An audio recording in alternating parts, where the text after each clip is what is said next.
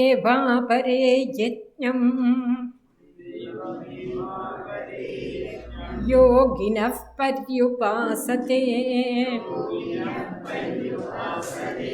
ബ്രഹ്മാജ്ഞാവപരേ യജ്ഞം യജ്ഞേനൈവോപജുഹ്വതി ശ്രോത്രാദീനീന്ദ്രിയാണ്യന്യേ സംയമാഗ്നിഷു ജുഹ്വതി ശബ്ദാദീൻ വിഷയാനന്യേ ഇന്ദ്രിയാഗ്നിഷു ജുഹ്വതി സർവാണീന്ദ്രിയകർമാണി പ്രാണകർമാണി ചാപരേ ആത്മസംയമയോഗാഗ്നൗ ജുഹ്വതി ജ്ഞാനദീപിതേ ദ്രവ്യയജ്ഞാസ്തപോ യജ്ഞാഃ യോഗയജ്ഞാസ്തഥാ പരേ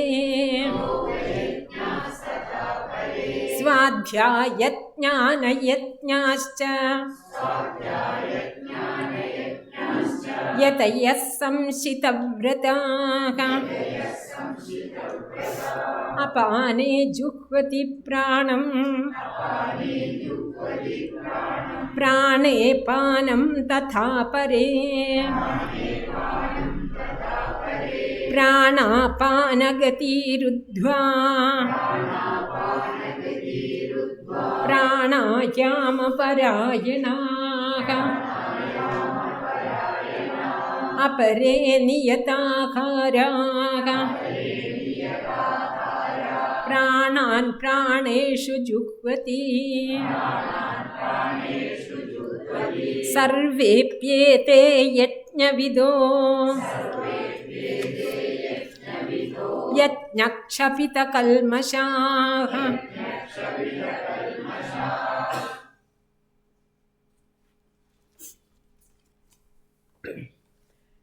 അപരേ വേറെ ചിലർ ദൈവമേവ യജ്ഞം, ദൈവയജ്ഞത്തെ തന്നെ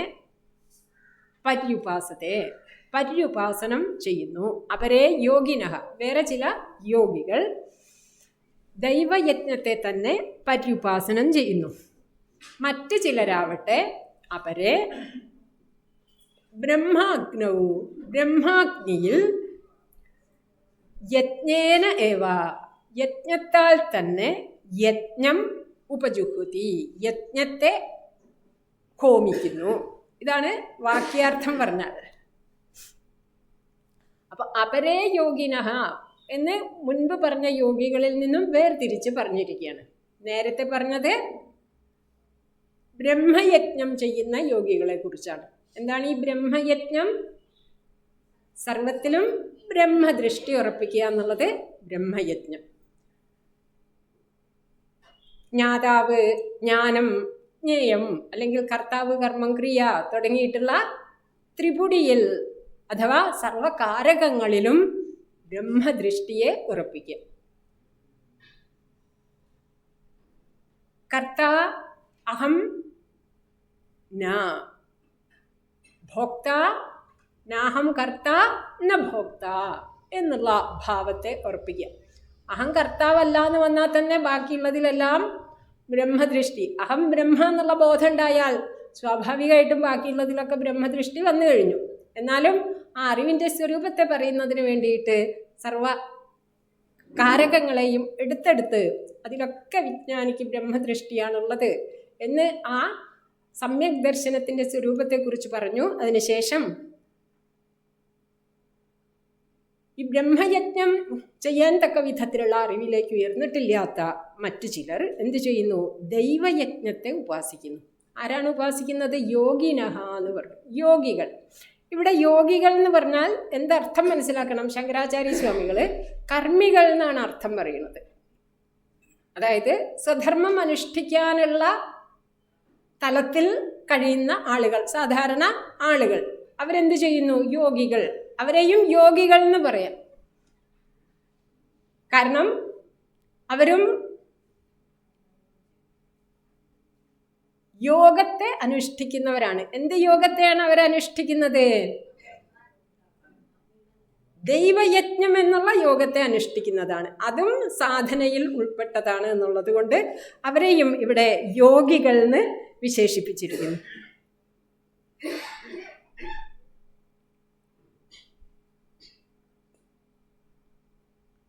അവരെന്ത് യോഗമാണ് ചെയ്യുന്നത്? അവരെന്ത് യജ്ഞമാണ് ചെയ്യുന്നത്? പറയാണ് ദൈവം യജ്ഞം. ദൈവയജ്ഞത്തെ അനുഷ്ഠിക്കുന്നു. ദേവതയെ ഉദ്ദേശിച്ച് ചെയ്യുന്ന യജ്ഞമാണ് ദൈവയജ്ഞം. ദേവൻ എന്നുള്ളതിന് ഈ പ്രപഞ്ചത്തിലുള്ള വിവിധ പ്രതിഭാസങ്ങൾക്ക് പിന്നിൽ നിൽക്കുന്ന ശക്തിവിശേഷങ്ങളിൽ നിന്ന് നമുക്ക് അർത്ഥം എടുക്കാം. അല്ലെങ്കിൽ പുരാണപ്രസിദ്ധമായിട്ടുള്ള വിവിധ ദേവതകളെയും മനസ്സിലാക്കാം. അപ്പം ആ ദേവതകളുടെ അനുഗ്രഹം കൊണ്ടാണ് തനിക്ക് ഈ ലോകത്തിൽ സുഖപൂർണമായിട്ട് ജീവിക്കാൻ സാധിക്കുന്നത് എന്ന് മാത്രമല്ല, നമ്മുടെ ഈ ശരീരത്തെ എടുക്കുകയാണെന്നുണ്ടെങ്കിലും ഈ ശരീരത്തിലുള്ള ഓരോ കരണങ്ങൾക്കും പിന്നിൽ ഒരു സൂക്ഷ്മ ശക്തിയെ നമുക്ക് മനസ്സിലാക്കാം. ആ സൂക്ഷ്മ ശക്തിയെയും ദേവശബ്ദം കൊണ്ടാണ് പറയുന്നത്. ഇന്ദ്രിയങ്ങളെ ദേവനായിട്ട് പറയും, മനസ്സിനെ ദേവനായിട്ട് പറയും. ഇനി നമ്മൾ മന്ത്രോപാസനയൊക്കെ ചെയ്യുന്ന സമയത്ത് എല്ലാ അംഗങ്ങളുടെയും പിന്നിൽ ദേവതയെ കൽപ്പിച്ചിട്ട് നമസ്കാരം അർപ്പിക്കുന്ന പതിവുണ്ട്.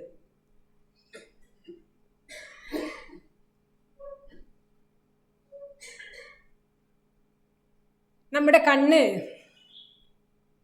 കാണണമെന്നുണ്ടെങ്കിൽ ആദിത്യ ദേവതയുടെ അനുഗ്രഹം ഉണ്ടാവണമെന്നാണ്.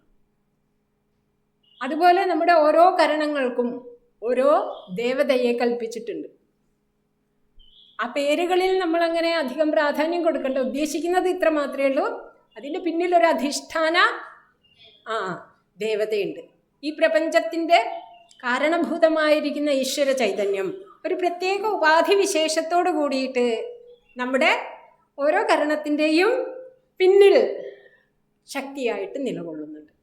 എല്ലാം ഈ പ്രപഞ്ചത്തിലുള്ള എല്ലാം തന്നെ ഈശ്വരൻ്റെ പ്രകടീഭാവമാണ് എന്ന് പറയുന്ന സമയത്ത് എല്ലാത്തിലും നമുക്ക് ദേവതാഭാവത്തെ കാണാൻ സാധിക്കും. ഓരോ അണുവിൻ്റെ പിന്നിലും ആ അണുവിനെ കൂട്ടിച്ചേർത്ത് നിർത്തിയിരിക്കുന്ന ശക്തിയായിട്ടൊരു ദേവതയെ നമുക്ക് മനസ്സിലാക്കാൻ സാധിക്കും. പ്രത്യക്ഷമായിട്ട് നമുക്ക് മനസ്സിലാക്കാൻ പറ്റുന്ന ചില ദേവതാ വിശേഷങ്ങളെക്കുറിച്ച് നമുക്ക് വേദങ്ങൾ പറഞ്ഞു തരുന്നുണ്ട്. മിത്രൻ, വരുണൻ, അഗ്നി തുടങ്ങിയിട്ടുള്ള ദേവതകളെക്കുറിച്ച് പറയുന്നുണ്ട്. ഇന്ദ്രൻ തുടങ്ങിയിട്ടുള്ള കുറേ ദേവതാ വിശേഷങ്ങളെക്കുറിച്ച് പറയുന്നുണ്ട്. അപ്പം നമ്മുടെ വൈദിക ധർമ്മം അനുസരിച്ചിട്ട് ഒരു വ്യക്തി നിത്യമായിട്ട് അനുഷ്ഠിക്കേണ്ട പഞ്ചമഹായജ്ഞങ്ങളിൽ ഉൾപ്പെട്ടതാണ് ദൈവയജ്ഞം എന്നുള്ളത്. എന്തിനാണ് പഞ്ചമഹായജ്ഞങ്ങൾ അനുഷ്ഠിക്കുന്നത്? ഋഷിമാരോടും ദേവന്മാരോടും പിതൃക്കളോടും മറ്റു മനുഷ്യരോടും മറ്റു ജീവജാലങ്ങളോടുമുള്ള നമ്മുടെ കൃതജ്ഞത പ്രകാശിപ്പിക്കുന്നതിന് വേണ്ടിയിട്ടാണ് ദേവയജ്ഞം നമ്മൾ ആ പഞ്ചമഹായജ്ഞങ്ങൾ നമ്മൾ അനുഷ്ഠിക്കുന്നത്. കാരണം നമ്മുടെ ഈ ഒരു ലോകത്തിലുള്ള ജീവിതം നമുക്ക് സുഗമമായിട്ട് മുന്നോട്ട് കൊണ്ടുപോകാൻ സാധിക്കുന്നത് പല വിധത്തിലുള്ള ശക്തിവിശേഷങ്ങൾ, പല ഘടകങ്ങൾ നമ്മുടെ ജീവിതത്തെ അനുഗ്രഹിച്ച് നിലകൊള്ളുമ്പോഴാണ്. നമ്മുടെ അച്ഛനമ്മമാരായിക്കോട്ടെ, പൂർവികരായിട്ടുള്ളവരായിക്കോട്ടെ, അതുപോലെ തന്നെ ഈ പ്രപഞ്ചത്തിലുള്ള ഓരോ ഘടകവും തന്നെ നമ്മുടെ ജീവിതത്തെ അനുഗ്രഹിക്കുന്നുണ്ട്. ആ അനുഗ്രഹിക്കുന്ന ഘടകങ്ങളെ തിരിച്ചറിയുക എന്ന് പറഞ്ഞാൽ അതൊരു സാത്വികമായിട്ടുള്ള ഒരു ശ്രേഷ്ഠമായിട്ടുള്ള മനസ്സോടൊത്തിട്ടുള്ള ആൾക്കേ സാധിക്കുള്ളൂ. അല്ലാത്ത ആളുകൾ ഇതൊക്കെ എൻ്റെ അവകാശമാണെന്ന് പറയും. എന്നാൽ സംസ്കൃതമായിട്ടുള്ള മനസ്സോട് ഒത്തിട്ടുള്ള ഒരാൾ ഈ തനിക്ക് ലഭിക്കുന്ന അനുഗ്രഹങ്ങളെ മുഴുവനും തന്നെ ആദരവോട് കൂടിയിട്ട് തിരിച്ചറിയുന്നു, അതിന് കൃതജ്ഞത പ്രകാശിപ്പിക്കുന്നു. നമ്മൾ ക്ഷേത്രത്തിലൊക്കെ പോയിട്ട് ഉപാസിക്കുമ്പോഴും അത് നമ്മുടെ കൃതജ്ഞതാ പ്രകാശനം എന്നുള്ള മട്ടിൽ നമ്മൾ ചെയ്യേണ്ടതാണ്. പ്രാർത്ഥനകൾ അർപ്പിക്കാം, ഒപ്പം നമ്മുടെ ഒരു കൃതജ്ഞതാ പ്രകാശനവും കൂടിയാണത്. ഭഗവാൻ നമുക്കെല്ലാം അനുഗ്രഹിച്ച് നൽകിയിരിക്കുന്നു. ഈ ഭൂമി, ജലം, വായു, അഗ്നി, അല്ലേ, നമ്മുടെ എല്ലാ അവയവങ്ങളെയും സുരക്ഷിതമായിട്ട് സമർത്ഥമാക്കി വച്ചിരിക്കുന്നു. ഇതെല്ലാം കൂട്ടിയോജിപ്പിച്ച് നമുക്ക് നൽകുന്ന ഒരു ഈശ്വര ശക്തിക്ക് നമുക്ക് അർപ്പിക്കാനുള്ള കൃതജ്ഞതാ പ്രകാശനം.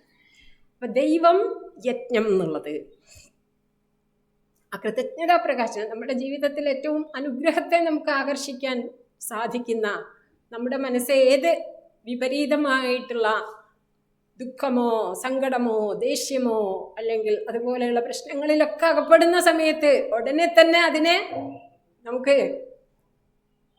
പ്രസാദാത്മകമായിട്ടുള്ളൊരു ഭാവത്തിലേക്ക് കൊണ്ടുപോവാൻ ഈ ഒരൊറ്റ കാര്യം നമ്മളൊന്ന് പരിശീലിച്ച് ഉറപ്പിച്ചാൽ മതി. എന്താ ചെയ്യേണ്ടത്? ഉടനെ നമുക്കുള്ള അനുഗ്രഹങ്ങളെ ഒന്ന് മനസ്സിൽ കാണുക. നമുക്കുള്ള അനുകൂല ഘടകങ്ങളെ, നമ്മൾ അനുഗ്രഹിച്ച് നിൽക്കുന്ന ഘടകങ്ങളെ അവിടെ നമ്മളുടെ കൃതജ്ഞത അർപ്പിക്കുക. നമ്മുടെ ഈ ശരീരത്തോട്, അല്ലേ, ഈ ഒരു ശരീരം ഇത് നമുക്ക് ലഭിച്ചിട്ടുള്ള ഏറ്റവും വലിയൊരു വരമാണ്. അപ്പോൾ ആ ശരീരത്തോട് തുടങ്ങിയിട്ട് നമുക്ക് ആ കൃതജ്ഞത, എന്താ കൃതജ്ഞതാ ഭാവം? അവിടെ നമുക്ക് ആദരവുണ്ട്, പിന്നെ മഹിമാഭാവമുണ്ട്, ആദരവുണ്ട്, സ്നേഹമുണ്ട്, അല്ലേ, ബഹുമാനമുണ്ട്, പിന്നെ നമ്മുടെ ഹൃദയത്തിൻ്റെ ഒരു പ്രസാദഭാവമുണ്ട്. ഞാൻ എന്നുള്ളത് അവിടെ വലുതാണോ ചെറുതാണോ? നമ്മുടെ കൃതജ്ഞതാഭാവം ഉണർത്തുന്ന സമയത്ത് ഞാൻ എന്നുള്ള അഹങ്കാരം എന്തായി? പിന്നോട്ട് മാറി, അല്ലേ? നമ്മൾ എവിടെയാണോ ആ ഒരു അനുഗ്രഹം, ഏത് ഘടകത്തിലാണോ നമ്മൾ കാണുന്നത്, അതിന് നമ്മൾ നമ്മളെക്കാൾ പ്രാധാന്യം കൊടുത്തു. അപ്പം അങ്ങനെ നമ്മൾ ആ ഒരു കൃതജ്ഞതയെ ഉണർത്തിയെടുക്കുന്ന സമയത്ത് നമുക്ക് ചിലപ്പോൾ ആ ഒരു ഭാവം പെട്ടെന്ന് മനസ്സിൽ വരുന്നുണ്ടാവില്ല. അപ്പം നമ്മൾ ചിന്തിക്കുക, നമുക്ക് ഏറ്റവും വിഷമിച്ച സമയത്ത് ആരെങ്കിലും നമുക്കൊരു സഹായഹസ്തവുമായിട്ട് വന്ന സമയത്ത് നമുക്ക് ഉള്ളിൽ തോന്നിയിട്ടുണ്ടായിരുന്ന ഒരു ഭാവത്തെ നമ്മളൊന്ന് ഓർമ്മിച്ചെടുക്കുക, അല്ലെ? അങ്ങനെ എല്ലാവരുടെ ജീവിതത്തിലും ഉണ്ടാവും. ഏതെങ്കിലും ഘട്ടങ്ങളിൽ നമ്മൾ വിഷമിച്ചിരിക്കുന്ന സമയത്ത് ഒന്നുകിൽ ആരുടെയെങ്കിലും വാക്കുകളായിരിക്കാം, അല്ലെങ്കിൽ മറ്റെന്തെങ്കിലും പുസ്തകമായിരിക്കാം, അല്ലെങ്കിൽ ഏതെങ്കിലും വ്യക്തികൾ തന്നെ ആയിരിക്കാം, അവരുടെ ഒരു സാന്നിധ്യമോ ഏതെങ്കിലും വിധത്തിലുള്ള ഒരു സാന്നിധ്യം, അത് നമുക്ക് ആശ്വാസം നൽകിയ സമയത്ത് നമ്മുടെ ഉള്ളിൽ തോന്നിയിട്ടുള്ള ഒരു ഭാവം ഉണ്ടാവും. ആ ഭാവത്തെ ഓർമ്മിച്ചെടുക്കുക. ആ ഭാവം നമുക്ക് എല്ലാത്തിനോടും തോന്നണം. ആ ഒരു സന്ദർഭത്തിൽ തോന്നി അത് മറന്നു എന്നല്ല, ആ ഭാവം നമുക്ക് ഈ പ്രപഞ്ചത്തിലുള്ള എല്ലാ ഘടകങ്ങളോടും നമുക്ക് ഉണർത്തിയെടുക്കാൻ സാധിക്കണം. ആ കൃതജ്ഞതാ പ്രകാശനമാണ് പഞ്ചമഹായജ്ഞങ്ങളിലൂടെ ഉദ്ദേശിക്കുന്നത്. അതിൽ തന്നെ വളരെ സൂക്ഷ്മമായിട്ടുള്ളൊരു ദൃഷ്ടി ഉണ്ടെങ്കിൽ മാത്രമേ ഈ അദൃശ്യമായിട്ടുള്ള ദേവന്മാർക്ക് നമുക്ക് കൃതജ്ഞത അർപ്പിക്കാൻ സാധിക്കുള്ളൂ. സ്ഥൂലമായിട്ടുള്ളത് എല്ലാവർക്കും കാണാൻ സാധിക്കും, അല്ലേ?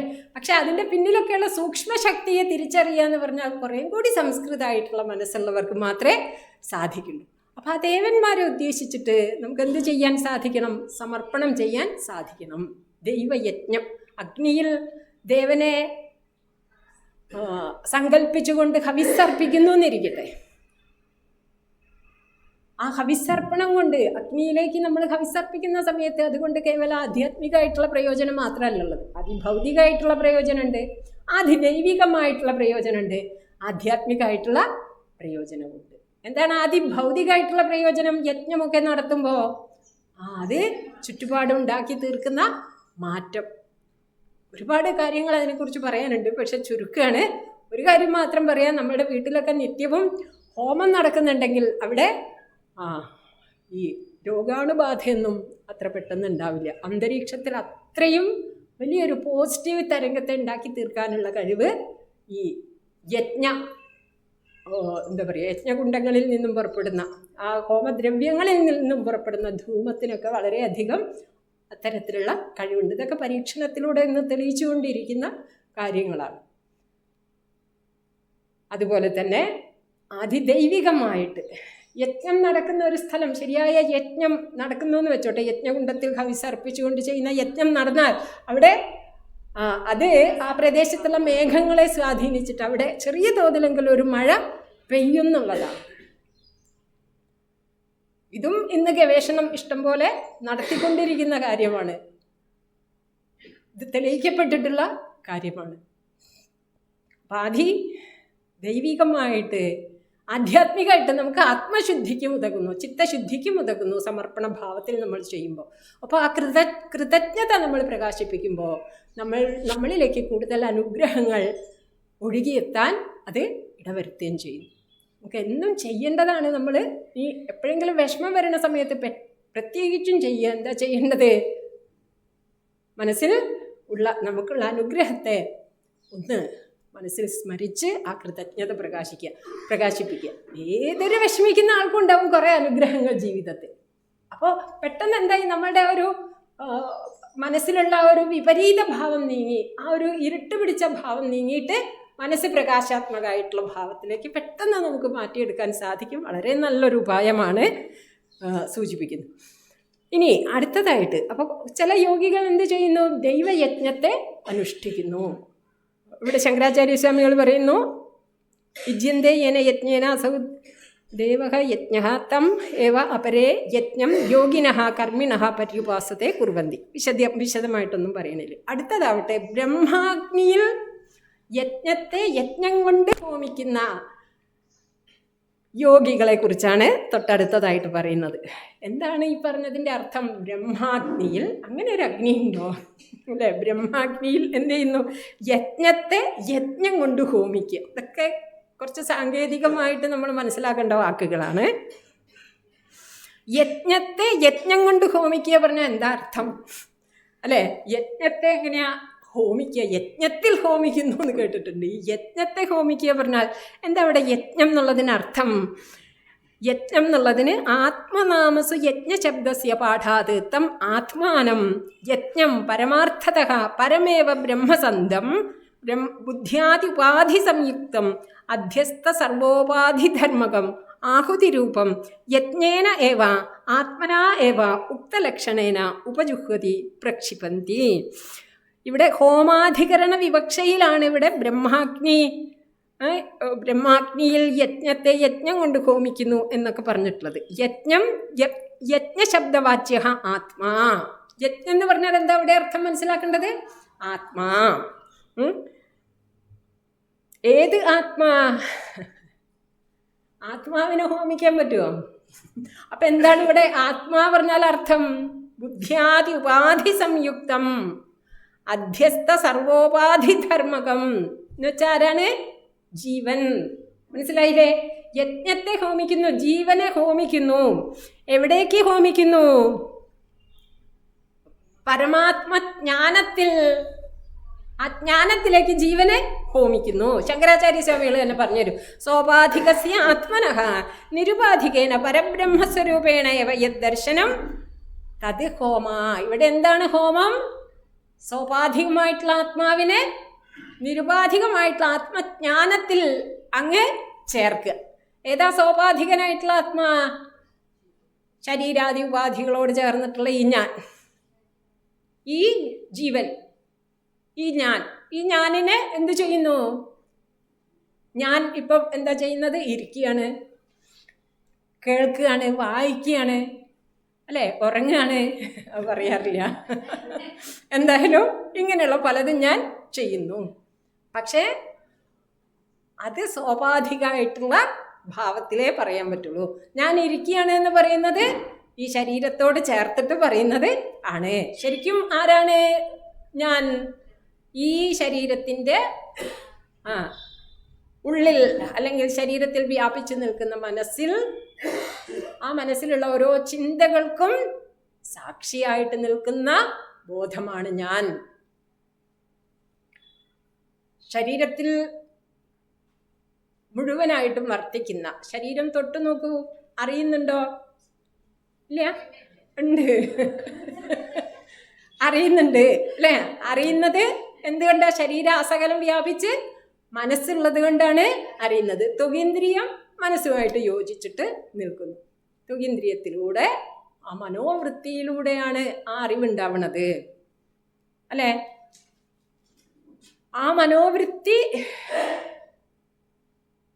പ്രകാശിപ്പിക്കപ്പെടുകയാണ്. ആരാണ് അറിയുന്നത്? തൊടുമ്പോ ഞാനാണ് അറിയുന്നത്. ആ മനോവൃത്തിയെ അറിയുന്ന ഒരു ശക്തി എന്ന് പറയുമ്പോൾ അന്യശക്തിയായിട്ട് എടുക്കണ്ട. എന്താണ് ഈ മനോവൃത്തിയെ അറിയുന്ന ആളാരാണ്? ഞാൻ. ഏത് ഞാൻ? മനോവൃത്തിക്കും സാക്ഷിയായിട്ടുള്ള ഞാൻ.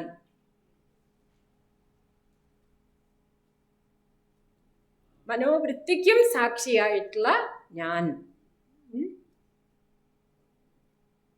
ഈ ഫാൻ നമ്മൾ തിരിയുന്നത് കാണുന്നു അല്ലേ?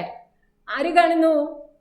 ഞാൻ കാണുന്നു. എന്ന് വെച്ചാൽ ആ ഫാൻ തിരിയുന്നത് എൻ്റെ മനസ്സിൽ ഒരു വൃത്തി രൂപത്തിൽ ഉണ്ടായി. ആ വൃത്തിയെ പ്രകാശിപ്പിക്കുന്ന ഞാൻ. ആ വൃത്തിയെ ഞാൻ പ്രകാശിപ്പിച്ചപ്പോഴാണ് ഫാൻ തിരിയുന്നു എന്നറിഞ്ഞത്. കണ്ണടച്ചു നോക്കൂ, നമുക്ക് ഉള്ളിൽ ഇപ്പോൾ ഒരു പക്ഷെ ഒരു ശാന്തവൃത്തി അനുഭവപ്പെടുന്നുണ്ടാവും. ആ ശാന്തവൃത്തിയെ ആരറിയുന്നു? ഞാൻ അറിയുന്നു. ഞാൻ. ആ ഞാൻ. ഇങ്ങനെ നമ്മൾ വിചാരം ചെയ്യുമ്പോൾ എന്താ നമ്മൾ ചെയ്യുന്നത്? ഒരു യജ്ഞമാണ് ചെയ്യുന്നത് എന്ന്. എന്താണ് ആ യജ്ഞം? ജീവഭാവത്തെ ബ്രഹ്മഭാവത്തിൽ വിലയിപ്പിക്കുന്ന യജ്ഞമാണ് ആ ചെയ്യുന്നത്. ജീവഭാവം എന്താണ്? ശരീരത്തോട് ചേർന്ന് നിൽക്കുന്ന അഹം എന്നുള്ള വൃത്തി. ആ ശരീര താതാത്മ്യങ്ങളെ അഴിച്ച് നമ്മൾ കേവല രൂപത്തെ, കേവല ബോധത്തെ വേർതിരിച്ചെടുക്കുമ്പോൾ അതൊരു യജ്ഞമാണ്. അതാണ് സോപാധികസ്യ ആത്മാവിൻ്റെ നിരുപാധികമായിരിക്കുന്ന പരബ്രഹ്മസ്വരൂപത്തിൽ ആ ആത്മാവിനെ അറിയുന്നതൊരു യജ്ഞമായിട്ട് കൽപ്പിച്ചിരിക്കുകയാണ് ഇവിടെ. അതെ അതെ അതെ. സഹ അയം സമ്യക് ദർശനലക്ഷണഃ യജ്ഞഃ ദൈവയജ്ഞാദിഷു യജ്ഞേഷു ഉപക്ഷിപ്യന്തേ ബ്രഹ്മാർപ്പണം ഇത്യാദി ശ്ലോകൈഃ ശ്രേവയാൻ ദ്രവ്യമയാത് യജ്ഞാത് ജ്ഞാനയജ്ഞഃ പരന്തപ ഇത്യാദിന സ്തുത്യർത്ഥം. അപ്പോൾ ഈ പല യജ്ഞങ്ങളുടെ കൂട്ടത്തിൽ ഇനിയും പല യജ്ഞങ്ങളെ പറയുന്നുണ്ട്. അതിൻ്റെ കൂട്ടത്തിൽ ബ്രഹ്മാർപ്പണം ബ്രഹ്മകവീർ എന്നുള്ള ശ്ലോകത്തിൽ പറഞ്ഞിരിക്കുന്ന ബ്രഹ്മയജ്ഞത്തെ ഇവിടെ ഈ 25-ാം ശ്ലോകത്തിൻ്റെ 2-ാം വരിയിലും ചേർത്ത് പറഞ്ഞത് എന്തിനാ എന്നാണെങ്കിൽ, എന്തിനാ കുറേ യജ്ഞങ്ങളെ പറഞ്ഞിട്ട് അതിന്ന് ഇത് ശ്രേഷ്ഠമാണെന്ന് പറയണമെങ്കിൽ അതും കൂടി ഉൾപ്പെടുത്തണമല്ലോ എന്നാണ് അല്ലേ? ഈ പറഞ്ഞ യജ്ഞങ്ങളിൽ വെച്ചിട്ട് ഏറ്റവും ശ്രേഷ്ഠമായ യജ്ഞം ബ്രഹ്മയജ്ഞ എന്ന് പറയണം. അതുകൊണ്ട് അതിനെയും കൂടി ഉൾപ്പെടുത്തിയിരിക്കുകയാണ് എന്നാണ് ശങ്കരാചാര്യ സ്വാമികൾ നമുക്ക് പറഞ്ഞു തരുന്നത്. ഇനി അടുത്ത വേറൊരു വിധത്തിലുള്ള യജ്ഞം എന്താണത്? ശ്രോത്രാദി ഇന്ദ്രിയങ്ങളെ, നമ്മളിത് നേരത്തെ ചൊല്ലിയതായതുകൊണ്ട് ആവർത്തിക്കുന്നില്ല, ശ്രോത്രാദി ഇന്ദ്രിയങ്ങളെ സംയമാഗ്നിഷു ജുഹ്വതി, ദമം ശീലിക്കുന്നു അല്ലെങ്കിൽ ശമം ശീലിക്കുന്നു. എന്താണത്? ശ്രോത്രാദി ഇന്ദ്രിയ സംയമമാകുന്ന യജ്ഞം. ദമം ഇന്ദ്രിയ സംയമമാകുന്ന യജ്ഞത്തെ ശീലിക്കുന്നു. ഇവിടെ അതിന് പറഞ്ഞിരിക്കുന്ന എന്താണ്? ശ്രോത്രാദീനി ഇന്ദ്രിയാണി സംയമാഗ്നിഷു ജുഹ്വതി. സംയമാഗ്നിയിൽ, ഏതാണ് ഈ സംയമാഗ്നി? നമ്മൾ വിഷയങ്ങളിൽ നിന്നും ഇന്ദ്രിയങ്ങളെ സംയമിക്കുന്നു. ആ സംയമിക്കുക എന്നുള്ളതിന് എന്തായിട്ട് പറഞ്ഞിരിക്കുന്നു? ഒരു യജ്ഞമായിട്ട് പറഞ്ഞിരിക്കുന്നു. ഇഷ്ടവിഷയങ്ങൾ കൊടുത്ത് സൽക്കരിക്കാതെ ആ വിഷയങ്ങളിൽ നിന്നും ഇന്ദ്രിയങ്ങളെ നിവർത്തിക്കുക എന്നുള്ള യജ്ഞത്തെ അനുഷ്ഠിക്കുന്നു. ഇനി വേറൊരു തരം യജ്ഞം അടുത്ത വരിയിൽ പറയാണ്, ശബ്ദാദി വിഷയങ്ങളെ ഇന്ദ്രിയാഗ്നിഷു ജുഹ്വതി. അതും ഒരു യജ്ഞാണ്. എന്താണ് യജ്ഞം? ഇന്ദ്രിയാഗ്നിയിലേക്ക്, അതായത് ഇന്ദ്രിയങ്ങളിലൂടെ വിഷയത്തെ ഗ്രഹിക്കുന്നതിന് ഒരു യജ്ഞമായിട്ട് പറയുകയാണ്. അപ്പം അവിടെ എന്താണ് അഗ്നി? ഇന്ദ്രിയങ്ങൾ അഗ്നി. എന്താണ് യജ്ഞദ്രവ്യം? വിഷയങ്ങൾ. അപ്പം വിഷയങ്ങളെ ഗ്രഹിക്കുന്നതും ഒരു യജ്ഞഭാവത്തിൽ കാണുന്നു എന്നുള്ളതാണ്. ആദ്യത്തേത് എന്താണ്? വിഷയങ്ങളെ ഗ്രഹിക്കുന്നില്ല. അപ്പം അവിടെ ചിത്തം പലതായിട്ട് പരിണമിക്കാതെ ഇന്ദ്രിയങ്ങളിലൂടെ, അതായത് ഇന്ദ്രിയ വിഷയ സംയോഗം കൊണ്ടുണ്ടാവണം വിക്രിയ മനസ്സിലുണ്ടാവാതെ മനസ്സിനെ ശാന്തമാക്കി വെക്കുന്ന യജ്ഞം ആദ്യം പറഞ്ഞത്. ദമം പരിശീലിക്കുന്ന യജ്ഞം. രണ്ടാമത്തേത് വിഷയങ്ങളെയൊക്കെ ഗ്രഹിക്കുന്നുണ്ട്, പക്ഷേ സാധാരണ വിഷയങ്ങളെ ഗ്രഹിക്കുമ്പോൾ അത് അനന്തമായിട്ടുള്ള ചിന്താപ്രവാഹത്തിന് കാരണമായിട്ട് തീരാറുണ്ട് നമ്മളുടെ ഉള്ളിൽ. അങ്ങനെ ചെയ്യാൻ അനുവദിക്കുന്നില്ല. അവിരുദ്ധ വിഷയങ്ങളെ മാത്രം, നമുക്ക് ശാസ്ത്രബോധത്തിന് വിരുദ്ധമല്ലാത്ത വിഷയങ്ങളെ മാത്രം സേവിക്കുന്നു. അങ്ങനെ സേവിക്കുമ്പോഴും എന്ത് ചെയ്യണില്ല? അത് ലൗകിക വൃത്തി ഉണ്ടാവുന്നതിന് അനുവദിക്കുന്നില്ല. അത് ഹേതുവായിട്ടൊരു ലൗകികമായിട്ടുള്ള വൃത്തി ഉണ്ടാവുന്നതിന് ഇടവരുത്തുന്നില്ല. പകരം അതിനെ ഒരു ഹോമദ്രവ്യം സ്വീകരിക്കുന്നത് പോലെ സ്വീകരിക്കുന്നു. വിഷയം ഗ്രഹിക്കുന്ന സമയത്ത് അതൊരു ഹോമദ്രവ്യം സ്വീകരിക്കുന്നത് പോലെ സ്വീകരിക്കുന്നു. അത് ആ ഇന്ദ്രിയങ്ങളാകുന്ന അഗ്നിയിൽ അങ്ങ് ഹോമിക്കപ്പെടുന്നു. പിന്നെ അത് തരംഗങ്ങളെ ഉണ്ടാക്കാത്ത വിധത്തിൽ അതിനെ ആ ഇന്ദ്രിയ അഗ്നിയിൽ ഹോമിക്കുന്നു. വളരെ ശ്രദ്ധാപൂർണമായിട്ടുള്ള ജീവിതം നയിക്കുന്നു എന്ന് നമുക്ക് ചുരുക്കി പറയാം. വളരെ അച്ചടക്കത്തോട് കൂടിയിട്ടുള്ള, വളരെ ആത്മനിയന്ത്രണത്തിന് വേണ്ടി പരിശ്രമിച്ചു കൊണ്ടിട്ടുള്ള ജീവിതം നയിക്കുന്നത് ഇവിടെ യജ്ഞ രൂപത്തിൽ പറഞ്ഞിരിക്കുകയാണ്. ശങ്കരാചാര്യസ്വാമികൾ പറയും, ഇന്ദ്രിയാഗ്നിഷു ശ്രോത്രാദിഭിഹി അവിരുദ്ധ വിഷയഗ്രഹണം ഹോമം. ശ്രോത്രം തുടങ്ങിയിട്ടുള്ള ഇന്ദ്രിയങ്ങളെ കൊണ്ട് വിരുദ്ധമല്ലാത്ത വിഷയത്തെ സ്വീകരിക്കുന്നു. അല്ലാതെ ഇന്ദ്രിയ അഗ്നിയിൽ വിഷയങ്ങളെ ഹോമിക്കുന്നു എന്ന് പറയുന്ന സമയത്ത് അല്ലേ, ഇന്ദ്രിയങ്ങളാകുന്ന അഗ്നിയിലേക്ക് നാവ് നമുക്കെടുക്കാം. നാവിലേക്ക് ഭക്ഷണം കഴിക്കുന്നത് എന്താണ്? ഒരു യജ്ഞമാണ്. ഇന്ദ്രിയത്തിലേക്ക് ഇഷ്ട വിഷയത്തെ കൊടുക്കുന്ന സമയത്ത് അതൊരു വിഷയത്തെ കൊടുക്കുന്ന ഭക്ഷണം കൊടുക്കുന്ന സമയത്ത് യജ്ഞമാണ്. അപ്പം നിർത്താതെ ഭക്ഷണം കഴിച്ചുകൊണ്ടേയിരിക്കുന്നു. അല്ലെങ്കിൽ വിരുദ്ധമായിട്ടുള്ള ഭക്ഷണം കഴിക്കുന്നു, ചെവി കൊണ്ട് വിരുദ്ധമായിട്ടുള്ളത് കേൾക്കണു. അതൊന്നും യജ്ഞമായിട്ട് കാണാൻ സാധ്യമല്ല. അവിരുദ്ധ വിഷയഗ്രഹണം. പിന്നെ എങ്ങനെ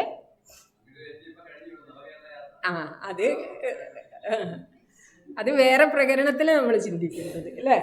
ഇവിടെ പറയുന്നത് അത്ര അങ്ങോട്ട് പോണ്ട, അത് കുറേയും കൂടി എന്താ പറയുക സ്ഥൂലമായിട്ടുള്ള തലത്തിൽ ചിന്തിക്കാം. ഇവിടെ നമ്മൾ ആത്മവിഷയകമായിട്ട്, അതായത് നമ്മുടെ ഒരു വ്രതരൂപത്തിൽ, അനുഷ്ഠാന രൂപത്തിൽ നമുക്ക് ചെയ്യാവുന്ന, അതെ ആ പറഞ്ഞത് ഏതർത്ഥത്തിലാണെന്ന് മനസ്സിലായി. ശരി, അടുത്തത് സർവാണി ഇന്ദ്രിയ കർമാണി. എന്തിനാ നമ്മൾ അവരിലേക്കൊക്കെ പോകുന്നത് അല്ലേ? നമുക്ക് അതൊക്കെ വേണം ഒരു സാമൂഹിക ദൃഷ്ടിയിൽ. പക്ഷേ ഇവിടെ നമ്മൾ ആത്മസംസ്കരണത്തിന് വേണ്ടിയിട്ട് പരിശ്രമിക്കുന്ന ആളുകളാണ്. അപ്പം നമ്മൾ തന്നെ ഈ അവിരുദ്ധ വിഷയം സ്വീകരിക്കുന്നുണ്ടോ എന്ന് പരിശോധിച്ചാൽ മതി തൽക്കാലം അല്ലേ. മറ്റേത് നമുക്ക് വേറെ പ്രകരണത്തിൽ ചിന്തിക്കാം അല്ലേ, അതായിരിക്കും യുക്തമായിട്ടുള്ളത്. നമ്മളെ തന്നെ സംസ്കരിക്കാൻ വേണ്ടിയിട്ടാണ് നമ്മൾ ശാസ്ത്രം പഠിക്കുന്നത്. അപ്പോൾ ഇത് പഠിക്കുന്നത് മറ്റുള്ളവർ നമുക്കെതിരെ അഭിപ്രായമുള്ളവരെന്ത് ചെയ്യുന്നു അത് വേറൊരു തലത്തിൽ നമ്മൾ വിമർശിക്കും. പക്ഷേ അതേ സമയത്ത് ഇവിടെ നമ്മൾ ഈ അവിരുദ്ധ വിഷയഗ്രഹണം ചെയ്യുന്നുണ്ടോ? വിമർശിച്ചതല്ല, സൂചിപ്പിക്കുകയാണ്. എന്താണ്? നമ്മൾ അവിരുദ്ധ വിഷയഗ്രഹണം സ്വാഭാവികമായിട്ട് ചെയ്യാം, അത് തീർത്തും സ്വാഭാവികം മാത്രമാണ്. പക്ഷേ വ്രതം സ്വീകരിക്കുന്ന ആൾ, ഈ വ്രതം സ്വീകരിക്കുന്ന ആൾ എന്ത് ചെയ്യുന്നു? അവിരുദ്ധ വിഷയഗ്രഹണത്തിന് ഇട കൊടുക്കുന്നില്ല. വിഷയഗ്രഹണം സംഭവിക്കുമ്പോഴോ സ്വാഭാവികമായിട്ട് അതിൽ നിന്നും നിവർത്തിപ്പിക്കുന്നു. വീണ്ടും അവിരുദ്ധ വിഷയഗ്രഹണം സംഭവിച്ചു എന്ന് വരാം, അപ്പം വീണ്ടും വിവേകശക്തി കൊണ്ട് നിവർത്തിക്കുന്നു. അപ്പം ഇങ്ങനെ ചെയ്യുന്നത് ഒരു ആത്മസംയമത്തിനുതകുന്ന ഒരു വ്രതമാണ്. ഇതൊക്കെ അല്ലാതെയും ചെയ്യാം. നേരത്തെ പറഞ്ഞതുപോലെ അസുരന്മാരൊക്കെ വലിയ ആത്മനിയന്ത്രണത്തിന് വേണ്ടിയിട്ട് പരിശ്രമിച്ചിട്ടുണ്ട്, ഇന്ദ്രിയങ്ങളൊക്കെ അടക്കി തപസ് ചെയ്തിട്ടുണ്ട്. പക്ഷേ അത് വേറെ വിപരീതമായിട്ടുള്ള ഉദ്ദേശത്തിന് വേണ്ടിയിട്ടാണ്. ഇനി അടുത്തത് വേറൊരു തരം യജ്ഞമാണ്. നമുക്ക് വേണമെങ്കിൽ ഉപരതി എന്നുള്ള തലത്തെ ഈ ഒരു ശ്ലോകത്തിൽ മനസ്സിലാക്കാം. ഉപരതി ഇന്ദ്രിയ വിഷയ ഈ ഇന്ദ്രിയങ്ങളുടെയും മനസ്സിൻ്റെയൊക്കെ നിയന്ത്രണം എന്നുള്ളത്, സംയമം എന്നുള്ളത് ഒരു സ്വാഭാവികമായിരിക്കുന്ന തലത്തെയാണ് നമ്മൾ ഉപരതി എന്ന് പറയും. ശമാധി ഷഡ്കം എന്നൊക്കെ കേട്ടിട്ടുണ്ടാവും എന്ന് വിചാരിക്കട്ടെ. ശമം, ദമം, ഉപരതി, തിതിക്ഷ, ശ്രദ്ധ, സമാധാനം എന്നുള്ള 6 ഗുണങ്ങൾ അത് നമുക്ക് ഉണ്ടായിരിക്കണം എന്നാണ് ശാസ്ത്രം പഠിക്കുന്നവർക്ക്. അപ്പോൾ അതിൽ ശമദമങ്ങളെക്കുറിച്ച് 26-ാം ശ്ലോകത്തിൽ സൂചിപ്പിച്ചതായിട്ട് മനസ്സിലാക്കാം. ശമം നേരിട്ട് പറഞ്ഞിട്ടില്ല, ദമത്തെക്കുറിച്ചാണ് പറഞ്ഞത്. എന്നാലും അവിടെ മനോനിയന്ത്രണവും കൂടി ഉള്ളടങ്ങുന്നുണ്ട് എന്നുള്ളത് കൊണ്ട് അവിടെ നമുക്ക് ശമത്തെ മനസ്സിലാക്കാം. 27-ാം ശ്ലോകത്തിലേക്ക് വരുമ്പോൾ സർവ ഇന്ദ്രിയ കർമ്മങ്ങളെയും പ്രാണകർമ്മത്തിൽ എന്ത് ചെയ്യുന്നു? വിലയിപ്പിക്കുന്നു, ഹോമിക്കുന്നു. ആര്? അപരേ, വേറെ ചില ആളുകൾ. സർവാണി ഇന്ദ്രിയ കർമാണി പ്രാണകർമാണിച്ച. ഇന്ദ്രിയകർമ്മങ്ങളെയും പ്രാണകർമ്മങ്ങളെയും, ഇന്ദ്രിയകർമ്മങ്ങളെ പ്രാണകർമ്മങ്ങളിലല്ല, ഇന്ദ്രിയകർമ്മങ്ങളെയും പ്രാണകർമ്മങ്ങളെയും ഹോമിക്കുന്നു. എവിടെയാണ് ഹോമിക്കുന്നത്? ആത്മസംയമ യോഗാഗ്നൗ. ഏത് ആത്മസംയമ യോഗാഗ്നിയിൽ? ജ്ഞാനദീപിതേ ആത്മസംയമ യോഗാഗ്നൗ ജുഹ്വതി. ജ്ഞാനത്താൽ ദീപിതമാക്കപ്പെട്ടിട്ടുള്ള, ജ്വലിപ്പിക്കപ്പെട്ടിട്ടുള്ള, വിവേക ജ്ഞാനം കൊണ്ട് ജ്വലിപ്പിക്കപ്പെട്ടിട്ടുള്ള ആത്മസംയമ യോഗമാകുന്ന അഗ്നിയിൽ ഹോമിക്കുന്നു. എന്തിനെ ഹോമിക്കുന്നു? ഇന്ദ്രിയ കർമ്മങ്ങളെയും പ്രാണകർമ്മങ്ങളെയും എല്ലാം. അപ്പം ഇവിടെ എന്താണ്? ഇന്ദ്രിയ കർമ്മങ്ങളെയൊന്നും ചെയ്യുന്നില്ല. സർവ ഇന്ദ്രിയങ്ങളെയും അടക്കി പ്രാണനെയും അടക്കി പഞ്ചപ്രാണങ്ങളുടെ പ്രവൃത്തിയെയും എവിടെ അടക്കുന്നു? ആത്മസംയമ യോഗമാകുന്ന അഗ്നിയിൽ അടക്കുന്നു. ഏതുപോലെ എന്താ പറയുക, ഇന്ധനം കൊണ്ട് ജ്വലിപ്പിക്കപ്പെട്ട അഗ്നിയോ അതുപോലെ വിവേകമാകുന്ന ജ്ഞാനം കൊണ്ട് ജ്വലിപ്പിക്കപ്പെട്ടിട്ടുള്ള ആത്മസംയമ യോഗാഗ്നോ. ആത്മസംയമം എന്നുള്ളതിന് ഇവിടെ എന്തർത്ഥം എടുക്കണം? ആത്മാവിൽ സംയമിക്കുക എന്നുള്ള അർത്ഥമാണ് ശങ്കരാചാര്യ സ്വാമികൾ എടുത്തിട്ടുള്ളത്. ആത്മാവിൽ ഇതിനെയൊക്കെ സംയമിക്കുന്നു എന്ന് വെച്ചാൽ ഇന്ദ്രിയ വൃത്തികൾ, ഇന്ദ്രിയങ്ങളെയൊക്കെ അടക്കി മനോവൃത്തികളെയൊക്കെ വിലയിപ്പിച്ച് ആത്മഭാവത്തിൽ പ്രജ്ഞയെ ആത്മഭാവത്തിൽ ഉറപ്പിച്ചുകൊണ്ടിരിക്കുന്ന ആ ഒരു യജ്ഞത്തെ അനുഷ്ഠിക്കുന്നു.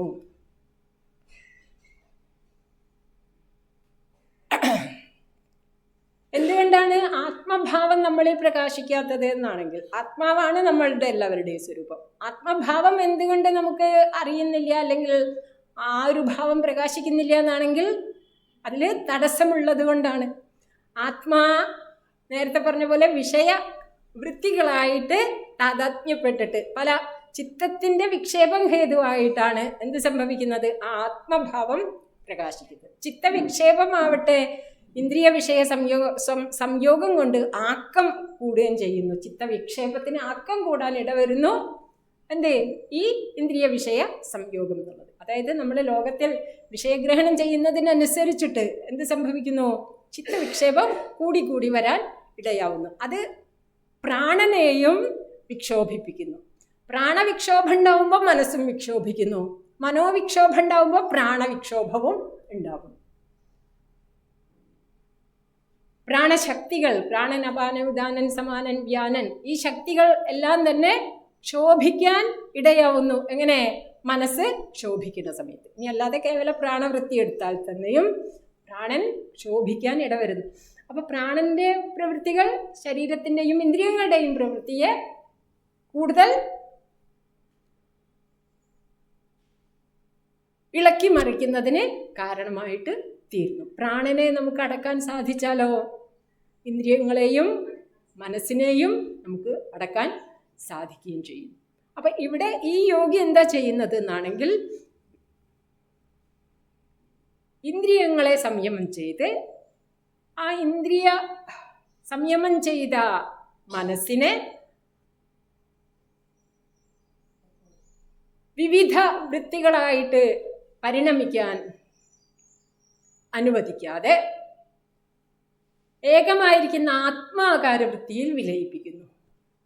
ആത്മസംയമ യോഗത്തിൽ വിലയിപ്പിക്കുന്നു. അപ്പം ഇവിടെ ഇങ്ങനെ ഉയർന്ന അർത്ഥം എടുക്കുമ്പോൾ ഇതും ബ്രഹ്മയജ്ഞം പോലെ തന്നെ ആയിപ്പോവില്ലേ എന്ന് ചോദിച്ചാൽ, ഇവിടെ ആത്മസംയമ യോഗാഗ്നി എന്നുള്ളതിന് നമുക്ക് ചിത്തസംയമ അഗ്നി എന്നുള്ള അർത്ഥം എടുക്കാം. ഇവിടെ ശങ്കരാചാര്യ സ്വാമികൾ ആത്മനി സംയമ ആത്മസംയമ എന്ന് പറഞ്ഞതുകൊണ്ട് ആദ്യത്തെ അർത്ഥത്തെ പറഞ്ഞു. അതല്ലാതെ നമുക്ക് എന്തർത്ഥം എടുക്കാം എന്നാണെങ്കിൽ ചിത്തസംയമമാകുന്ന അഗ്നിയിലേക്ക് ഇതിനെ ചേർക്കുന്നു. ആത്മസംയമ യോഗാഗ്നൗ ജുഹ്വതി ജ്ഞാനദീപിതേ. വിവേകവിജ്ഞാനം ഉണ്ടെങ്കിൽ മാത്രമേ ഈ ഒരു സംയമം സാധ്യമായിട്ട് തീരുള്ളൂ. അപ്പോൾ വിവേകവിജ്ഞാനം കൊണ്ട് ജ്വലിപ്പിക്കപ്പെട്ടിട്ടുള്ളതാണ് ആത്മസംയമമാകുന്ന യോഗാഗ്നി. അപ്പം നേരത്തെ പറഞ്ഞു ഉപരതി എന്നുള്ള തലത്തെ നമുക്കിവിടെ മനസ്സിലാക്കാമെന്ന് പറഞ്ഞു. ശമദമങ്ങളൊക്കെ സ്വാഭാവികമായിട്ട്, അതായത് ഇന്ദ്രിയങ്ങളും മനസ്സും ഒക്കെ പല വിഷയങ്ങളുടെ പിന്നാലെ പോവാതെ ശമിച്ചിരിക്കുന്ന ഭാവത്തെ ഉപശമം, ഉപരതി അല്ലെങ്കിൽ ഉപശമം, ആ ഒരു ശമിച്ചിരിക്കുന്ന ഭാവത്തോട് കൂടിയതായിട്ട് തീരുന്നു ഈ വിധത്തിലുള്ള യജ്ഞം അനുഷ്ഠിക്കുന്ന ഒരാൾക്ക്. അടുത്തതായിട്ട് ദ്രവ്യയജ്ഞം, തപോയജ്ഞം, യോഗയജ്ഞം, അതുപോലെ സ്വാധ്യായ ജ്ഞാനയജ്ഞങ്ങൾ, ഇങ്ങനെ പല വിധത്തിലുള്ള യജ്ഞങ്ങളെ അനുഷ്ഠിക്കുന്നു ആര്? സംശിതവ്രതന്മാരായിട്ടുള്ള യോഗികൾ. ദ്രവ്യയജ്ഞം, ദ്രവ്യയജ്ഞം എന്ന് പറഞ്ഞാൽ തീർത്ഥത്തിലൊക്കെ ദ്രവ്യ വിനിയോഗം ചെയ്യുന്നതാണ് ദ്രവ്യയജ്ഞം എന്നാണ് ശങ്കരാചാര്യ സ്വാമികൾ പറയുന്നത്. ദാനം തുടങ്ങിയിട്ടുള്ളവയെ നിർവഹിക്കുന്നു. അതുപോലെ തന്നെ തപോയജ്ഞത്തെ അനുഷ്ഠിക്കുന്നു, തപസ്സാകുന്ന യജ്ഞത്തെ അനുഷ്ഠിക്കുന്നു. പലതരത്തിലുള്ള തപസ്സുകളുണ്ട്. ആ തപസ് ശരീരത്തിന് അല്പം ക്ലേശം കൊടുത്തുകൊണ്ട് ചില വ്രതങ്ങളെ സ്വീകരിക്കുന്നതാണ് തപസ് എന്ന് പല സ്ഥലങ്ങളിലായിട്ട് നിർവചിക്കും തപസ്സിന്. അപ്പം അങ്ങനെയുള്ള തപോയജ്ഞത്തെ അനുഷ്ഠിക്കുന്നു, യോഗയജ്ഞത്തെ അനുഷ്ഠിക്കുന്നു, യോഗാസനങ്ങളെയൊക്കെ പരിശീലിച്ചു കൊണ്ടിട്ടുള്ള യജ്ഞത്തെ അനുഷ്ഠിക്കുന്നു. അതുപോലെ സ്വാധ്യായ യജ്ഞത്തെ അനുഷ്ഠിക്കുന്നു, അതുപോലെ ജ്ഞാനയജ്ഞത്തെ അനുഷ്ഠിക്കുന്നു. ഇതൊക്കെ അനുഷ്ഠിക്കുന്നതാരാണ്? അങ്ങേറ്റ സംശിതവ്രതന്മാരായിട്ടുള്ള യോഗികളാണ്. അപ്പം ഇത് യമനിയമങ്ങളെ പരിപാലിക്കുന്നതിനെ നമുക്ക് ഈ ഒരു ശ്ലോകത്തിൽ വേണമെങ്കിൽ മനസ്സിലാക്കാം. യമം എന്ന് പറയുമ്പോൾ അഹിംസ, അസ്തേയം, അപരിഗ്രഹം, ബ്രഹ്മചര്യം തുടങ്ങിയിട്ടുള്ള സാധനങ്ങളാണ്. സത്യം, ഈ സാധനങ്ങളാണ് യമം. ഇത് ഓരോന്നും അനുഷ്ഠിച്ചാലുള്ള ഫലത്തെ യോഗശാസ്ത്രത്തിൽ പറയുന്നുണ്ട്. സത്യം എന്നുള്ള തപസ് നമുക്ക് പ്രതിഷ്ഠിതമായി കഴിഞ്ഞാൽ, അങ്ങനെ സത്യപ്രതിഷ്ഠിതനായിട്ടുള്ള ഒരാൾക്ക് അയാളുടെ സങ്കല്പങ്ങൾ മുഴുവനും സഫലമായിട്ട് തീരുന്ന, സൂര്യൻ ഉദിക്കട്ടെ എന്ന് അയാൾ പറഞ്ഞാൽ സൂര്യൻ ഉദിച്ചിരിക്കുക, അത്ര ശക്തിയാണ് ഈ സത്യപ്രതിഷ്ഠിതനായിട്ടുള്ള ആൾക്ക് എന്നാണ് പറയുന്നത്. അതുപോലെ അഹിംസാപ്രതിഷ്ഠിതനായിട്ടുള്ള ഒരാളുടെ സന്നിധിയിൽ സർവ്വജീവജാലങ്ങളും വൈരം ഉപേക്ഷിക്കുന്നു എന്നാണ് പറയുന്നത്. അസ്മിത എന്നുള്ള വ്രതത്തിൽ ഉറച്ചിരിക്കുന്ന ഒരാളെ സംബന്ധിച്ചിടത്തോളം അയാൾക്ക് സർവ്വരത്നലാഭം ഉണ്ടാവും. എന്ന് വെച്ചാൽ അയാൾക്ക് സമ്പത്ത് കുമിഞ്ഞു കൂടുന്ന, ആർക്ക്? ഇതിൻ്റെ പിന്നാലെ പോകുന്ന ആൾക്കല്ല. അസ്മിതയല്ല, എന്താണ്? സത്യം, അസ്തേയം, അസ്തേയമാകുന്ന വ്രതത്തെ അതിൽ പ്രതിഷ്ഠിതനായിട്ടുള്ള, അസ്തേയം പറഞ്ഞാൽ എന്താണ്? മറ്റുള്ളവരുടേത് അന്യമായിട്ടുള്ള ഒന്നിനെയും ഇച്ഛിക്കാത്ത ആൾക്ക് വേണ്ട സമ്പത്തൊക്കെ വന്നു ചേരുന്നതാണ്. അപരിഗ്രഹം എന്നുള്ള വ്രതത്തിൽ ഉറച്ചിട്ടുള്ള ആൾക്ക് പൂർവജന്മ സ്മൃതി ഉണ്ടാവുന്നു എന്നൊക്കെയാണ്. അതുപോലെ തന്നെ ഈ നിയമം, സന്തോഷം, ശൗചം, സ്വാധ്യായം തുടങ്ങിയിട്ടുള്ള തപസ്സിനൊക്കെ ഫലം പറയും. അപ്പം ഇതൊക്കെ വലിയ ശക്തിയുള്ള വ്രതങ്ങളാണ് എന്നാണ് ശാസ്ത്രം പറയുന്നത്. ഏതായാലും ഇവിടെ പറയാണ് ദ്രവ്യയജ്ഞം, ദ്രവ്യ വിനിയോഗം ചെയ്യാൻ, നമുക്കുള്ള സമ്പത്തിനെ മറ്റുള്ളവരുമായിട്ട് പങ്കുവെക്കുന്ന ആ ഒരു യജ്ഞം അനുഷ്ഠിക്കുന്നത് മഹത്തായിട്ടുള്ള യജ്ഞമാണ്. അതുപോലെ തപസ്, നമ്മൾ ചെയ്യുന്ന ഏകാദശി പോലെയുള്ള വ്രതങ്ങളൊക്കെ തപസ്സിൻ്റെ കൂട്ടത്തിൽ ഉൾപ്പെടുത്താം. അത് ഒറ്റക്കാലിൽ നിന്ന് തപസ് ചെയ്യുന്നത്, തലകുത്തി തപസ് ചെയ്യുന്നത്, ഇതൊക്കെ നമുക്ക് മനോനിയന്ത്രണത്തിന് വേണ്ടിയിട്ട് ചെയ്യുന്ന ഇത്തരം വ്രതങ്ങളെയൊക്കെ നമുക്ക് തപസ്സായിട്ട് മനസ്സിലാക്കാം. അതൊക്കെ വിപരീത കാര്യത്തിനും വേണ്ടിയിട്ട് ചെയ്യും പലരെന്നു മാത്രം. ഇനി യോഗയജ്ഞം, പല വിധത്തിലുള്ള യോഗ ആസനങ്ങളെ പരിശീലിക്കുന്നതും ഒരു യജ്ഞമാണ്. അവിടെ യോഗാസനങ്ങൾ ഓരോന്നും ചെയ്യുന്ന സമയത്ത് ആസനസിദ്ധി എന്ന് പറയുന്നത് എപ്പോഴാണ്? മനസ്സും ആയിട്ട് ചേർന്ന് നിൽക്കുമ്പോഴാണ്. ആ ശരീരത്തിൻ്റെയും മനസ്സിൻ്റെയും പൂർണ്ണമായിട്ടുള്ള പ്രാണൻ്റെയും പൂർണ്ണമായിട്ടുള്ള ഏകോപനം സംഭവിക്കുമ്പോഴാണ് ഒരു ആസനസിദ്ധി എന്ന് പറയുന്നത് ഉണ്ടാവുന്നത്. അപ്പം അതൊരു വലിയ തപസ്സാണ് എന്ന് മാത്രമല്ല, നമ്മുടെ വ്യക്തിത്വത്തിൻ്റെ എല്ലാ തലങ്ങളെയും ഏകോപിപ്പിക്കാൻ ഏറ്റവും നല്ല ഒരു ഉപായമാണ് യോഗാസനങ്ങളെ പരിശീലിക്കുക എന്നുള്ളത്. അതുപോലെ പ്രാണായാമക്രിയകൾ മനസ്സിനെ അടക്കാൻ ഏറ്റവും നല്ല ഉപായമാണ്. മനസ്സിൻ്റെ കാട് പിടിച്ചിട്ടുള്ള ചിന്തകളിൽ മനസ്സ് വ്യാപരിക്കുന്നതിനെയൊക്കെ തടയാനും ഒരു പ്രസന്നഭാവത്തെ മനസ്സിന് നേടിയെടുക്കാനും ആത്മചിന്തനത്തിന് ഉതകുന്ന വിധത്തിൽ മനസ്സിനെ സ്വച്ഛമാക്കിയെടുക്കാനും ഒക്കെ പ്രാണായാമ സാധന, അത് അടുത്ത ശ്ലോകങ്ങളിൽ പറയുന്നുണ്ട് പ്രാണായാമ സാധനയെക്കുറിച്ച്. നമ്മുടെ ചിത്തത്തിൽ ഒരു ചെറിയ വിക്ഷോഭം വരുന്ന സമയത്ത് അത് ഏറ്റവും ആദ്യം പ്രതിഫലിക്കുക പ്രാണനിലാണ്. അപ്പോൾ പ്രാണനെ സ്വച്ഛമാക്കുന്നതിലൂടെ മനസ്സിനെയും നമുക്ക് സ്വച്ഛമാക്കാനും സാധിക്കും. അത് രണ്ടും പരസ്പരം ബന്ധപ്പെട്ട് നിൽക്കുന്നവയാണ് എന്നുള്ളത് കൊണ്ട് ഏതായാലും സ്വാധ്യായ യജ്ഞം, ശാസ്ത്രം നമ്മൾ ഈ ചെയ്യുന്നതൊക്കെ സ്വാധ്യായ യജ്ഞമാണ്.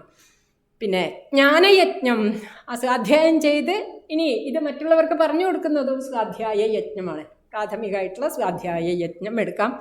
അതുപോലെ സന്ധ്യാവന്ദനാദികളെ ചെയ്യുന്നതിനെയും ചിലപ്പോൾ സ്വാധ്യായം എന്നുള്ള വാക്കുകൊണ്ട് പറയാറുണ്ട്. ജ്ഞാനയജ്ഞം എന്ന് പറഞ്ഞാൽ ലോകത്തിലുള്ള മറ്റു വിഷയങ്ങളെക്കുറിച്ച്, ശാസ്ത്രീയമായിട്ടുള്ള മറ്റു വിഷയങ്ങളെക്കുറിച്ച് അറിയുന്നതും വേദാന്ത ശാസ്ത്രത്തെ അറിയുന്നതും അതിനു വേണ്ടിയിട്ടുള്ള പരിശ്രമം, അത് രണ്ടും ജ്ഞാനയജ്ഞമായിട്ട് മനസ്സിലാക്കാം. ഇതൊക്കെ ചെയ്യുന്നു സംശിതവ്രതന്മാരായിട്ടുള്ള യോഗികൾ. അതുപോലെ അപാനനിൽ പ്രാണനെ ഹോമിക്കുന്ന യജ്ഞം ചിലർ ചെയ്യുന്നു. വേറെ ചിലരാവട്ടെ പ്രാണനിൽ അപാനനെ ഹോമിക്കുന്നു. പിന്നെയോ പ്രാണാപാനഗതിയെ രോധനം ചെയ്തുകൊണ്ട്, നിയന്ത്രിച്ചുകൊണ്ട് യജ്ഞത്തെ അനുഷ്ഠിക്കുന്നു. വേറെ ചിലർ എന്ന് വെച്ചാൽ പ്രാണായാമമാകുന്ന യജ്ഞത്തെ അനുഷ്ഠിക്കുന്നു എന്നാണ്. എന്താണ് പ്രാണായാമം? അതിനെ ഒരു യജ്ഞമായിട്ട് പറയാണ്. അപാനേ ജുഹ്വതി പ്രാണം എന്ന് വെച്ചാൽ പൂരക രൂപമായിട്ടുള്ള പ്രാണായാമത്തെ ചെയ്യുന്നു. ശ്വാസത്തെ ഉള്ളിലേക്ക് എടുക്കുന്നത് പൂരകം. അപാനനിൽ പ്രാണനെ ഹോമിക്കുകയാണ് അത് എന്നാണ് പറയുന്നത്. പ്രാണനിൽ അപാനനെ ഹോമിക്കുന്നു എന്ന് വെച്ചാൽ എന്താണ്? രേചക രൂപമായിട്ടുള്ള ശ്വാസത്തെ പുറത്തേക്ക് വിടുന്നത് രേചകം. പിന്നെ പ്രാണാപാനഗതിയെ രോധനം ചെയ്യുന്ന പറഞ്ഞാൽ കുംഭകം, അതായത് ശ്വാസത്തെ ഉള്ളിലെടുത്തിട്ട് അവിടെ തന്നെ വെക്കുന്നു, അല്ലെങ്കിൽ ശ്വാസത്തെ പുറത്ത് വെച്ചിട്ട് ഉള്ളിലേക്ക് പിന്നെ എടുക്കാതെ കുറച്ച് സമയം ശ്വാസത്തെ പുറത്ത് വെച്ചുകൊണ്ടിരിക്കുന്നു, കുംഭകം. ഇതൊക്കെ ഗുരുനാഥന്മാരിൽ നിന്ന് നേരിട്ട് അഭ്യസിച്ചിട്ട് ശീലിക്കേണ്ടതാണ്. പക്ഷേ വളരെയധികം നമുക്ക് ഉപകാരം ചെയ്യുന്ന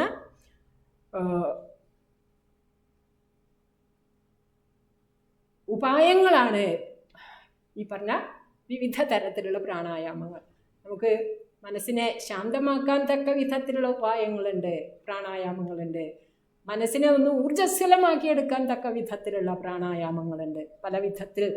പല തരത്തിലുള്ള പ്രാണായാമങ്ങളെ നമുക്ക് പരിശീലിക്കാം.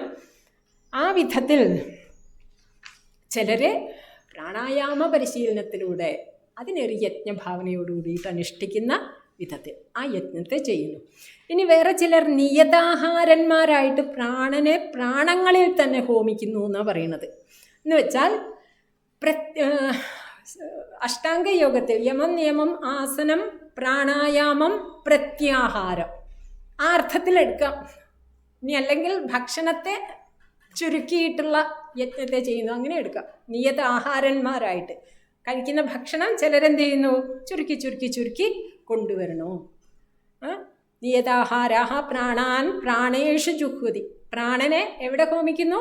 പ്രാണങ്ങളിൽ ഹോമിക്കുന്നു. വിവിധ വായുഭേദങ്ങളായിട്ടുള്ള പ്രാണങ്ങളെ പ്രാണാൻ പ്രാണേഷു ജുഹ്വതി എന്ന് വെച്ചാൽ ഓരോരോ പ്രാണന്റെ ജയം നേടിയിട്ട് അതിനെ അടുത്ത പ്രാണനിൽ വിലയിപ്പിച്ച് ഇതൊക്കെ യോഗികളുടെ സൂക്ഷ്മമായിട്ടുള്ള അഭ്യാസങ്ങളാണ്. വളരെ പ്രഗത്ഭന്മാരായിട്ടുള്ള യോഗികൾ നമ്മുടെ ഭാരതത്തിലുണ്ടായിട്ടുണ്ട് അല്ലേ. ഒരു യോഗസിദ്ധിയെ അല്ലെങ്കിൽ യോഗത്തിലൂടെ നമുക്ക് സാധിക്കുന്ന ഒരു സൂക്ഷ്മമായിട്ടുള്ള നിയന്ത്രണത്തെ, ശരീരത്തിനെയും മനസ്സിനെയൊക്കെ നിയന്ത്രിക്കാൻ പറ്റുന്നതിനെ ആളുകൾക്ക് മനസ്സിലാക്കാൻ വേണ്ടിയിട്ട് പ്രദർശിപ്പിച്ചിട്ടുമൊക്കെ ഉണ്ട്. അപ്പോൾ യോഗാനന്ദ പരമഹംസരെ പോലെയുള്ള ആചാര്യന്മാർ കേവലം ഒരു കണ്ണിൻ്റെ ചലനം കൊണ്ട് അവർ ബാഹ്യ ലോകവുമായിട്ടുള്ള ബന്ധത്തെ വേർപെടുത്തുക. പോട്ടെ, രമണ മഹർഷിയുടെ ഉദാഹരണം എല്ലാവർക്കും അറിയാലോ. ശരീരമായിട്ടുള്ള ബന്ധത്തെ വേർപെടുത്തി ഓപ്പറേഷന് കിടന്നു കൊടുത്തു. അപ്പോൾ ആ വിധത്തിൽ പലതരത്തിലുള്ള നിയന്ത്രണം നമുക്ക് നേടിയെടുക്കാൻ സാധിക്കും അങ്ങനെയുള്ള യോഗ സാധനകളിൽ നമ്മൾ മുഴുകുന്നതിലൂടെ.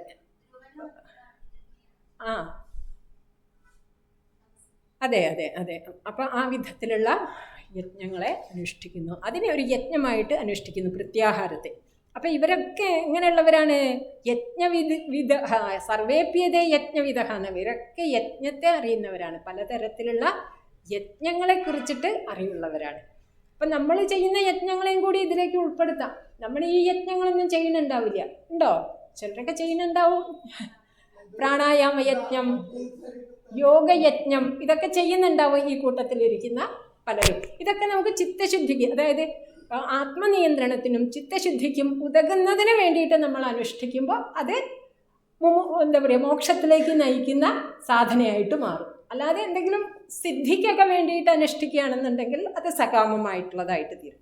പ്രാണായാമവും യോഗാഭ്യാസവും ഒക്കെ സകാമമായിട്ട് ചെയ്യാം. എന്തെങ്കിലും സിദ്ധി നേടാനോ എന്താ പറയുക, മനസ്സ് വായിക്കാൻ, അല്ലെങ്കിൽ സിദ്ധികൾ, പലതരത്തിലുള്ള സിദ്ധികളുണ്ടല്ലോ, അതൊക്കെ നേടുന്നതിന് വേണ്ടിയിട്ടൊക്കെയാണ് ചെയ്യുന്നതെന്ന് വെച്ചിട്ടുണ്ടെങ്കിൽ ചിലർ പറയും പൂർവ്വജന്മങ്ങളെ കുറിച്ചിട്ടുള്ള അറിവ് നേടണം. അതിനൊക്കെ ഉപായങ്ങളുണ്ട് യോഗ ശാസ്ത്രത്തിൽ. അപ്പം അങ്ങനെയുള്ള കാര്യങ്ങൾക്കൊക്കെ വേണ്ടിയിട്ട് ഇത് ഉപയോഗിക്കുകയാണെന്നുണ്ടെങ്കിൽ അത് സകാമമായിട്ടുള്ള യജ്ഞമാണ്.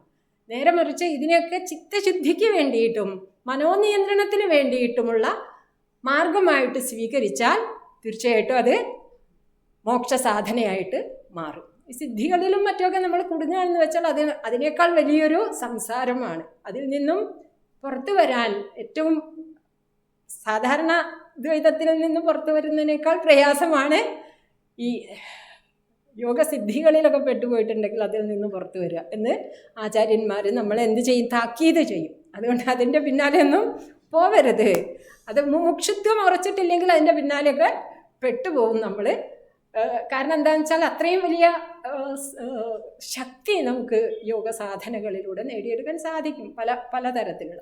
അപ്പോൾ അതിലേക്കൊന്നും പോവാതെ മുമുക്ഷുത്വത്തെ ഉറപ്പിച്ച് മോക്ഷ ഉപായമാക്കിയിട്ട് ഇതിനെയൊക്കെ തീർക്കുകയാണെന്നുണ്ടെങ്കിൽ ഇതൊക്കെ ശ്രേഷ്ഠമായിട്ടുള്ള യജ്ഞം തന്നെയാണ്. ഇതിനൊന്നും നമ്മൾ തള്ളുന്നില്ല. ഇതിനൊക്കെ അതിൻ്റേതായിട്ടുള്ള സ്ഥാനമുണ്ട്, തീർച്ചയായിട്ടും സ്ഥാനമുണ്ട്. പക്ഷേ എന്താണ്, ഇതിനേക്കാളൊക്കെ ശ്രേഷ്ഠമാണ് ഏത്, സർവത്തിലും ബ്രഹ്മദൃഷ്ടി, ആത്മദൃഷ്ടി ഉറപ്പിക്കുന്ന, ഞാൻ കർത്താവല്ല ഭോക്താവല്ല എന്ന ബോധത്തെ ഉറപ്പിക്കുന്നതായിട്ടുള്ള ജ്ഞാനയജ്ഞം എന്നാണ് ഇനിയുള്ള ഭാഗത്ത് പറയാൻ പോകുന്നത്.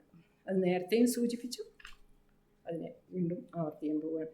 അപ്പോൾ 25 മുതൽ 30 വരെയുള്ള ശ്ലോകങ്ങളാണ് നമുക്കിവിടെ ചിന്തിക്കേണ്ടിയിരുന്നത്. അതിനെ സാമാന്യമായിട്ടൊന്ന് പറഞ്ഞു. ഇവിടെ പറഞ്ഞിട്ടില്ലാത്ത വിധത്തിൽ നാമജപമാകുന്ന യജ്ഞത്തെ, അതുപോലെ തീർത്ഥാടനമാകുന്ന യജ്ഞത്തെ, ഈ പറഞ്ഞ നമുക്ക് പരിചയമുള്ള എല്ലാ വിധത്തിലുള്ള തപസ്സുകളെയും ഇതിലേക്ക് നമുക്ക് ഉൾപ്പെടുത്താം. ഇവിടെ പറഞ്ഞത് മാത്രമേ ഉള്ളൂ എന്നില്ല, കുറച്ചെണ്ണത്തെ ഭഗവാൻ എടുത്തു പറഞ്ഞിരിക്കുന്നു എന്ന് മാത്രം. ഏതായാലും അടുത്ത ഭാഗത്തേക്ക് നമുക്ക് കടക്കാം. ഒരു ചെറിയൊരു ഇടവേള ആവശ്യമുണ്ടോ? ഇല്ല, ഇടവേള ആവശ്യമില്ല അല്ലേ? അപ്പോൾ അടുത്ത സെഷൻ ഒരു 5 മിനിറ്റ് കൊണ്ട് അടുത്ത സെഷനിലേക്ക് നമുക്ക്. ഓം കായേന വാചാ മനസേന്ദ്രിയൈർവാ ബുദ്ധ്യാത്മനാ വാ പ്രകൃതേ സ്വഭാവാത് കരോമി യത് സകലം പരസ്മൈ നാരായണായേതി സമർപ്പയാമി. ഓം ശാന്തി ശാന്തി ശാന്തി.